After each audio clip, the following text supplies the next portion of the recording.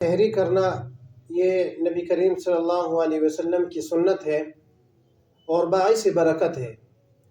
نبی کریم صلی اللہ علیہ وسلم نے ارشاد فرمایا کہ تسحروا فإن فی السحور برکۃ، کہ سحری کیا کرو، بے شک سحری کرنے میں برکت ہے۔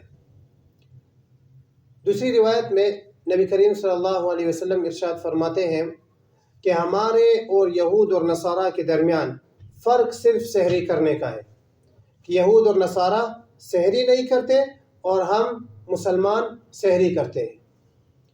اسی طرح تیسری روایت ہے، نبی کریم صلی اللہ علیہ وسلم ارشاد فرماتے ہیں کہ سحری کرنے والے پر اللہ تعالیٰ رحمت بھیجتے ہیں اور اس کے فرشتے ان کے لیے رحمت کی دعا کرتے ہیں۔ تو ان تمام احادیث سے نبی کریم صلی اللہ علیہ وسلم اپنی امت کو سحری کرنے کی ترغیب دے رہے ہیں۔ اس لیے اگر کسی کا دل کھانے کو نہ بھی چاہے تو پھر بھی سحری میں کچھ کھا لینا چاہیے، اور اگر پھر بھی کچھ نہ کھا سکے تو صرف ایک گلاس پانی ہی پی لے۔ لیکن یاد رکھیں، سحری کرنا یہ نہ فرض ہے اور نہ واجب۔ اس لیے اگر کوئی شخص بغیر سحری کے بھی روزہ رکھ لے تو اس کا روزہ درست ہوگا۔